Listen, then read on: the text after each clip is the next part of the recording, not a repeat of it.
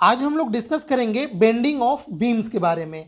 Important topic है, exam में कई बार पूछा जाता है कि किसी बीम का बेंडिंग मोमेंट कैलकुलेट कीजिए। उसका मैथमेटिकल डेरिवेशन करने के लिए क्वेश्चन अक्सर एग्जाम में पूछा जाता है, बेंडिंग मोमेंट ऑफ बीम। तो ये टॉपिक हम लोग डिस्कस करेंगे और इसका मैथमेटिकल हम लोग फॉर्मूला भी डिराइव करेंगे। लेकिन सबसे पहले हमें कुछ बीम के बेसिक्स के बारे में पता होना चाहिए, तभी हम लोग फॉर्मूला डिराइव कर पाएंगे बिना किसी प्रॉब्लम के। तो चलिए शुरू करते हैं इस टॉपिक को। टॉपिक का नाम है बेंडिंग ऑफ बीम। तो सबसे पहले हम समझते हैं कि फिजिक्स के लैंग्वेज में बीम होता क्या है। ठीक, तो जैसा कि आप लोग जानते हैं हमारे लेक्चर्स बाइलिंगुअल होते हैं, हिंदी इंग्लिश दोनों में आप लोगों को प्रोवाइड किए जाते हैं। और एक बात मुझे और बताना है कि आप लोग पूरा कोर्स ये हमारे चैनल पे देख सकते हैं। आप लोग हमारे चैनल के प्लेलिस्ट में चले जाइए, वहाँ पे पूरा बीएससी का आप प्लेलिस्ट बना हुआ है। जैसे ये बीएससी फर्स्ट सेमेस्टर का टॉपिक है, तो आपको वहाँ पे 8 unit BSc first semester physics unit 1 से लेके 8 तक के प्लेलिस्ट मिल जाएंगे।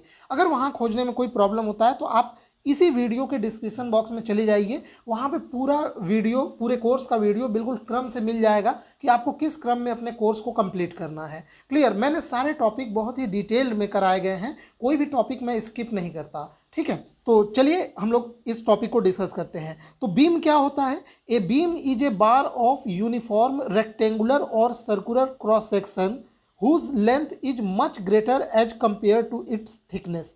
यानी बीम एक समान आयताकार अथवा वृत्ताकार अनुप्रस्थ काठ की छड़ होती है जिसकी लंबाई उसकी मोटाई की तुलना में बहुत अधिक होती है। आप सभी लोग बीम देखे भी होंगे, जानते होंगे, तो इसमें बेसिक में बस मुझे बहुत ज़्यादा कुछ नहीं बताना है और एग्जाम में ये नहीं पूछा जाता है कि बीम क्या होता है। अब इसमें देखिए, अब इसमें कुछ चीज़ें होती हैं कि ये जो बीम है वो किन लेयर्स से मिलकर बना होता है, उसको हम लोग क्या नाम देंगे। तो उसी में एक टर्म आता है लॉन्गिट्यूडनल फिलामेंट। अब ये क्या होता है? A beam is considered to be made of large number of horizontal layers and each layer made of large number of fibers which are parallel to its length. These fibers are called longitudinal filament.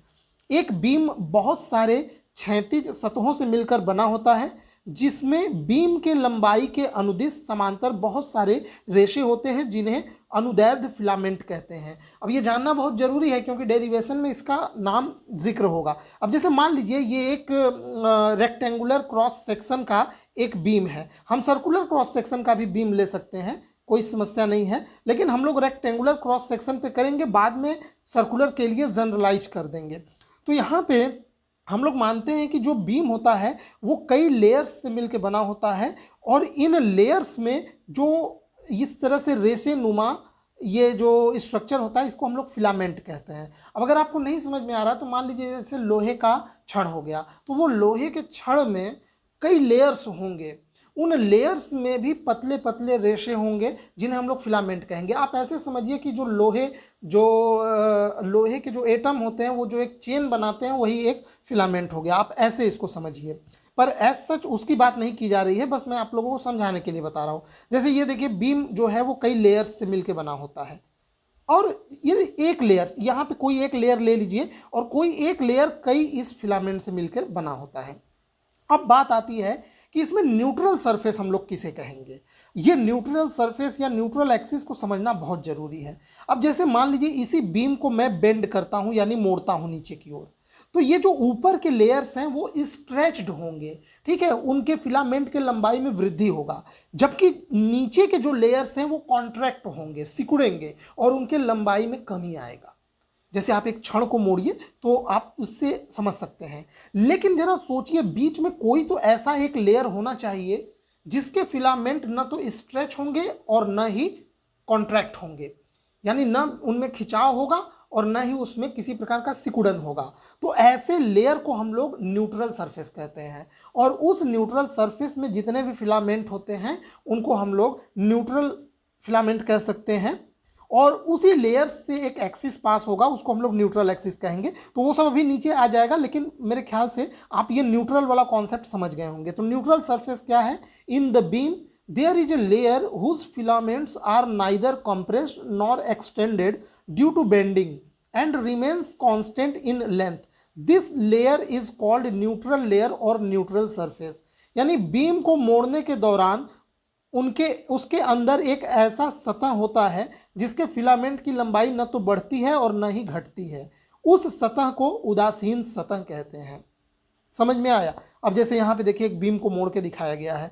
जब आप इस beam को इस तरह से, ये एक tau, tau का मतलब हो गया एक बलयुग्म कपुल लगा के आप इसको बेंड करते हैं, तो ये ऊपर वाला फिलामेंट जिसको हम लोग, ये ऊपर वाला फिलामेंट जो कि स्ट्रेच हो जा रहा है, एक्सटेंड हो जा रहा है, जिसमें खिंचाव उत्पन्न हो जा रहा है, और ये नीचे वाले फिलामेंट में सिकुड़न पैदा हो जा रहा है, ठीक है, ये कॉन्ट्रैक्ट हो जा रहा है, कंप्रेस्ड हो जा रहा है। तो ऊपर वाले भाग को हम लोग कॉन्वेक्स साइड कहेंगे और नीचे वाले भाग को कॉनकेव साइड कहेंगे। जब ऊपर वाले भाग में खिंचाव होगा और नीचे वाले में सिकुड़न, लेकिन बीच में कोई ना कोई एक ऐसा लेयर होगा जिसमें न तो खिंचाव होगा और न ही सिकुड़न होगा, उसी को हम लोग कहेंगे न्यूट्रल लेयर। क्लियर? अब यहाँ पे हाँ, न्यूट्रल लेयर हो गया। अब एक चीज और याद रखेंगे, ये न्यूट्रल एक्सिस क्या होता है, इसके लिए आपको ये एक चीज जानना जरूरी है, प्लेन ऑफ बेंडिंग क्या होता है। देखिए, the plane in which the beam bends is called plane of bending. जैसे ये देखिए, ये मैं इसको नीचे की ओर मोड़ बेंड कर रहा हूं, तो ये जो एक प्लेन आपको दिखाई दे रहा है, ये जो एक वर्टिकल प्लेन, वो हो गया प्लेन ऑफ बेंडिंग। जैसे यहाँ पे देखिए बनाया गया है, जैसे मान लीजिए इसी में एक ये बीम था, ये बीम इस तरह से बेंड किया गया है, इस तरह से। तो अब आप इसी प्लेन का, ये जो प्लेन है, यही प्लेन कहलाएगा प्लेन ऑफ बेंडिंग। और एक और यहाँ पे प्लेन होता है जिस जो कि इसके न्यूट्रल लेयर से पास होता है। मान लीजिए बीच में ये वाला जो लेयर है, ये वाला, ये न्यूट्रल लेयर था। अब ये न्यूट्रल लेयर और प्लेन ऑफ बेंडिंग दोनों जो एक दूसरे को जहां कट करते हैं, उस एक्सिस को हम लोग कहते हैं न्यूट्रल एक्सिस। कंफ्यूज तो नहीं ना हो रहे हैं? सबसे पहले आप लोग न्यूट्रल लेयर को पहचानिए। जो न्यूट्रल सरफेस है, वो न्यूट्रल सरफेस इन्हीं सरफेसों में से, ये जो जिससे ये बीम बना है, उन्हीं सरफेसों में से कोई एक होगा। कैसे पता करेंगे? हम इस बीम को बेंड करेंगे, मोड़ेंगे, जिस लेयर में कोई न तो कंप्रेस होगा न तो एक्सटेंड होगा, वो लेयर कहलाएगा न्यूट्रल लेयर। और वो न्यूट्रल लेयर और एक प्लेन ऑफ बेंडिंग हम बनाएंगे, ठीक है, प्लेन ऑफ बेंडिंग, जो जहां पे ये दोनों कट करेंगे वही एक्सिस कहलाएगा न्यूट्रल एक्सिस। ठीक, तो ये है neutral axis. The line of intersection of neutral layer with the plane of bending is called neutral axis. अब हम लोग अपने मेन टॉपिक पे आते हैं, जो आपके एग्जाम में पूछा जाता है कि bending moment of beam calculate कीजिए, इसका डेरिवेशन कीजिए। तो सबसे पहले हम लोग जल्दी से डिफाइन करते हैं कि बेंडिंग मोमेंट होता क्या है, जिसे हम लोग वाई से डिनोट करते हैं। ठीक है, बेंडिंग मोमेंट को मेरे ख्याल से शायद एक मिस्टेक हो गया है, यहाँ पे बेंडिंग मोमेंट को वाई से नहीं जी से डिनोट किया जाता है। ठीक है, यहाँ पे ये एक इसको आप लोग सुधार लेंगे। बेंडिंग मोमेंट को यहाँ पे जी से डिनोट किया जाता है, वाई से तो यंग मॉडुलस को डिनोट किया जाता है। ठीक है, तो अब देखिए यहाँ पे हम लोग बेंडिंग मोमेंट चलिए डिफाइन करते हैं। When a beam is bent by applying a external couple, then due to elasticity of material of the beam an internal restoring couple is developed. This restoring couple is equal to externally applied couple and its magnitude is called bending moment. मतलब आप ऐसे समझिए, जब किसी beam पर बाह्य बल युग्म लगाकर मोड़ा जाता है, तो बीम के पदार्थ के प्रत्यास्थता के गुण के कारण उसके अंदर एक आंतरिक प्रत्यानयन बल युग्म पैदा हो जाता है, जो बाह्य बल युग्म के बराबर होता है। इसी बल युग्म के परिमाण को बेंडिंग मोमेंट कहते हैं। ठीक है, समझ में आ गया होगा आप लोगों को। अब हम लोग इसके लिए एक एक्सप्रेशन डिराइव करेंगे, एक फॉर्मूला डिराइव करेंगे। ठीक है, अब यहाँ पे देखिए, एक्सप्रेशन फॉर बेंडिंग मोमेंट हम लोग मान लेते हैं, consider a small part of beam bend bounded by two transverse section P S and Q R. पहले यहाँ पे आप डायग्राम देख लीजिए। मान लीजिए ये एक हमारे पास बीम है, पी एस क्यू आर, ये पूरा का पूरा एक बीम है। अब इस बीम पे हम इस प्रकार का ये कपुल, एक बल युग्म लगा के इसको मोड़ते हैं, बेंड करते हैं, और जो इसका ये इस तरह से कर्वेचर बना, तो मान लेते हैं कि ये कर्वेचर यहाँ ओ सेंटर पे मिलता है, तो यहाँ एक इस बीम का रेडियस ऑफ कर्वेचर आ जाएगा कैपिटल आर, और इस बीम के दोनों एंड इसके सेंटर पे जो एंगल बनाएंगे, उस एंगल को हम लोग फाई मान लेते हैं। अब यहाँ बीच में आप लोगों को एक, यहाँ पे देखिए एन एन डैश, ये जो एन एन डैश है ये न्यूट्रल लेयर है, यानी इसमें न तो एक्सटेंशन होता है न तो कंप्रेशन होता है, न्यूट्रल लेयर है। और एक हम लोग एक आर्बिट्रेरी फिलामेंट कंसीडर करेंगे के एल, ये जो डॉटेड लाइन से दिखाया गया है ये कोई एक आर्बिट्रेरी फिलामेंट है जो इस बीम में कहीं भी हम लोग ले सकते हैं। क्लियर, समझ में आ गया। अब यहाँ पे ये ध्यान देंगे कि न्यूट्रल लेयर से जितने दूरी पर यह फिलामेंट लिया गया है आर्बिट्रेरी, उसकी दूरी है स्मॉल जेड। मतलब बात को समझिए, न्यूट्रल लेयर से ही हम इसका radius of curvature R define करेंगे। जो भी हम डिस्टेंस लेंगे वो neutral layer N N dash से लेंगे। तो एन एन डैश से यहाँ तक का ये जो रेडियस ऑफ कर्वेचर है ये आर, फिर ये ऊपर जो मैंने एक आर्बिट्रेरी फिलामेंट लिया है वो neutral surface N N dash से जेड दूरी पर लिया गया है। तो ये तो डायग्राम आप लोगों को समझ में आ गया। अब हम लोग इसकी थ्योरी करते हैं। अच्छा, आपको निकालना क्या है, देखिए फिर से मैं बता दे रहा हूँ।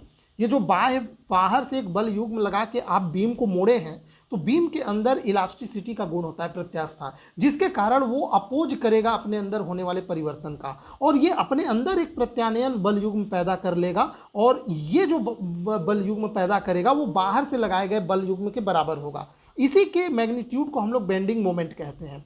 तो अब देखिए यहाँ पे हमने एन एन डैश क्या है, न्यूट्रल एक्सिस है, और आर क्या है, radius of curvature of neutral axis. ये मैंने आप लोगों को अभी अभी समझा दिया। अब यहाँ पे देखिए फाई क्या है, angle at its centre of curvature O, और यहाँ पे ओ एन, ये अभी अभी मैंने बताया ओ एन, और ओ एन डैश की दूरी क्या है, आर। यहाँ से देखिए ओ एन डैश या ओ एन की दूरी क्या है, कैपिटल आर, और के एन या एल एन डैश क्या है, जेड। ये छोटा सा दूरी ये वाला दूरी क्या है, जेड है। क्लियर।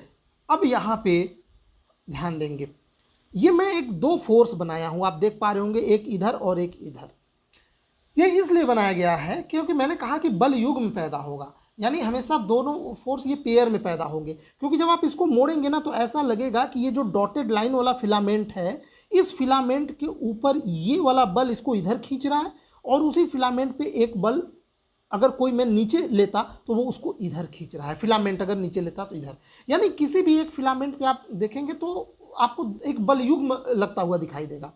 मुझे इसी फोर्स की वैल्यू चाहिए कि अगर मैंने यहाँ पे मान लीजिए समथिंग टाउ बल युग्म लगाया। आप बात समझिए कि मैं क्यों ये फोर्स निकाल रहा हूँ, क्योंकि मैं जो बाहर से बल युग्म लगा रहा हूँ इस बीम को मोड़ने में, टाउ मान लीजिए वो 100 यूनिट का है। अब इस फिलामेंट पे इस 100 यूनिट का कितना फ्रैक्शन फोर्स इस फिलामेंट को स्ट्रेच कर रहा है। मान लीजिए इस 100 यूनिट का 20 यूनिट का फोर्स केवल इस फिलामेंट को स्ट्रेच करने में लगा, तो हमें इसी 20 यूनिट की वैल्यू चाहिए, इस एफ की वैल्यू, यानी वह बल जो इस फिलामेंट के लेंथ के अनुदिश लग के इस फिलामेंट को या तो स्ट्रेच करेगा या तो कंप्रेस करेगा।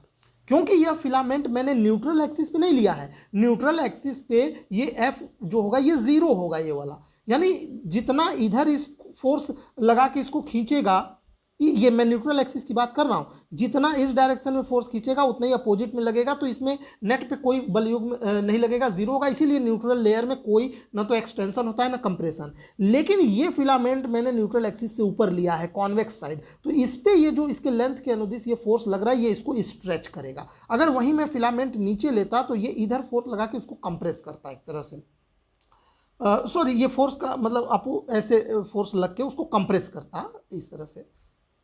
अब देखिए यहाँ पे हम लोग यहाँ पे एक फॉर्मूला लगाते हैं। एक फॉर्मूला आप लोग जानते हैं, कोण बराबर चाप बटे त्रिज्या। ठीक है, कोण बराबर चाप बटे त्रिज्या होता है। Angle equal to arc by radius. अब यहाँ पे हम लोग क्या करेंगे, पहले phi N N dash R, मैं इतने जितने पार्ट को मैं ये रेड से दिखा रहा हूँ इतने को ध्यान दीजिए। कोण क्या है फाई, चाप क्या है N N dash, N N dash neutral layer का लेंथ, और बटे त्रिज्या क्या है कैपिटल आर। तो यहाँ से एन एन डैश की वैल्यू कितनी आ गई, आर इंटू फाई। अब सेम चीज़ हम लोग अप्लाई करेंगे इस वाले आर के लिए, के एल के लिए, जो मैंने फिलामेंट लिया है। तो इसमें भी कोण फाई है, चाप इस बार कितना हो गया के एल, और त्रिज्या आर में जेड दूरी और बढ़ा दीजिए, आर प्लस जेड, इतना रेडियस अब हो गया। तो इसीलिए यहाँ से के एल की वैल्यू क्या आ जाएगी, R plus Z into phi आ गया। क्लियर हो गया। अब समझिए एक बात, आप लोग समझिए, आपको ऐसा लग रहा है कि बिल्कुल केएल जो लेंथ है यानी जो ये हमने एक डॉटेड फिलामेंट आर्बिट्रेरी लिया है, इसका लेंथ एन डैश से ज़्यादा हमको लग रहा है। क्यों? क्योंकि हमने बेंट किया है तो ये स्ट्रेच हो गया होगा। लेकिन एक बात बताइए, जब इनिशियली इस बीम को बेंट नहीं किया गया रहा होगा, ठीक है, तब तो ये दोनों बराबर रहे होंगे, यानी एन डैश बराबर रहा होगा के एल के, बिल्कुल बराबर रहे होंगे ना, क्योंकि सभी फिलामेंट बराबर रहे होंगे। तो यही यहाँ पे लिखा गया है कि बेंडिंग से पहले फिलामेंट के एल और एन डैश की लंबाई बराबर रही होगी, जो कि कितनी रही होगी, r/5। लेकिन बेंडिंग के बाद जब उसको बेंड किया गया तो फिलामेंट के एल की लंबाई फिलामेंट एन डैश से बढ़ गई होगी। हमें यही एक्सटेंशन निकालना है। अब धीरे धीरे आप कनेक्ट कर पा रहे होंगे। हमें यह निकालना है कि इस फिलामेंट में जब हम इसको टाउ बल युग्म लगा के इसको मोड़े तो इस फिलामेंट में कितना एक्सटेंशन आया, कितना ये स्ट्रेच हुआ। तो वो कैसे निकलेगा?